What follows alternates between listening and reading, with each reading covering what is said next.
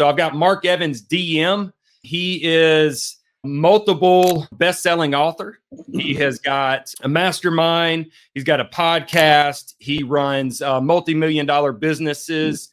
If you're interested in growing yourself, this is the guy that you want to be listening to. So Mark, introduce yourself. Tell us where you came from and where you're at today.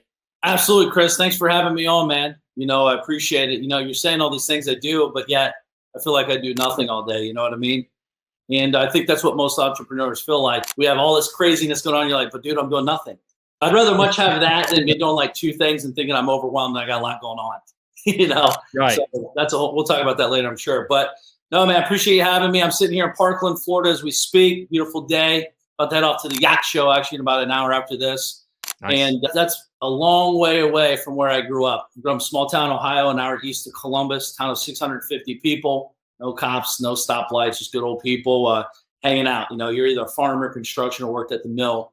Not knocking it. It's just I always wanted more. I had bigger aspirations and dreams and goals in life. And my objective was, how do I make a lot of money and get out of there? Back then, a lot of money was $100K, Chris. Yeah. I didn't know anybody made $100K. I was like, I was watching Lifestyles of Rich and Famous thinking, if I could just make $100K, I would be done. I'm going to retire. Life would be so easy. But the problem is I was creating a formula to get $100,000 thinking the old way. I could work 16 hours a day, 7 days a week at X amount of dollars per hour. And that's what I needed to do. So I started thinking in per hour terms, not value terms. Big difference, right? For example, if you have your value is you have the cure to cancer on a piece of paper, what's that worth? It's worth in a lot more money than what per hour piece would ever pay you. Right. So I had to deprogram to reprogram my life. And for the first couple, 2 days after high school, I bought a seamless gutter company, owner financing. I was not a good student, barely graduated high school, never went to college. It wasn't even a thought in my mind. I just wanted to get out in the real world and make an impact and make money. Impact on me first, make money. And then as I've evolved, I've realized making an impact in others is really where it's at. And when I do that, I make more. Go figure, right? And get to give more. So it's pretty neat, man. But nearly went bankrupt twice in the beginning. I'm a pretty dumb guy, pretty hard-headed. So it took me 2 times to almost feel the pain to really figure out, I don't like that feeling. And then I started looking at this a little bit different. I was doing real seamless gutters, doing construction. And I met this guy smoking cigars, driving Porsche to the job site, paying me to do all this work. And I'm like, he's making all this money and I'm doing all the work. I was like, I'm not knocking it, not hating on it, but I was like, and there's some people who just love doing the work. I never liked doing the work. I just like the outcome of the work. So I'm not afraid of working. If I put an hour in, I want to get way more money than what I was making. So I was like, I need to become him, or in that instance, it was him, or what he stands for, like a business owner, real estate investor. So I started learning about real estate, took all my money, like $2,400 back then was all my money. And that was not my money, it's the business's money because I had employees still I had to pay. That was kind of rough. I learned how to do real estate. I saw a guy make a phone call via newspaper. Most people don't even know what those days are. This is 1996. He opened up the paper, made a call, and the lady's like, get over here, I'm done. And I said, I can do that. I can make a phone call. I was 18 years old, scared shitless, but I was more afraid of what I knew than what I didn't know. And I think, Chris, that's what stops a lot of great people is they're so afraid of the unknown. I'm more afraid of the known than the unknown.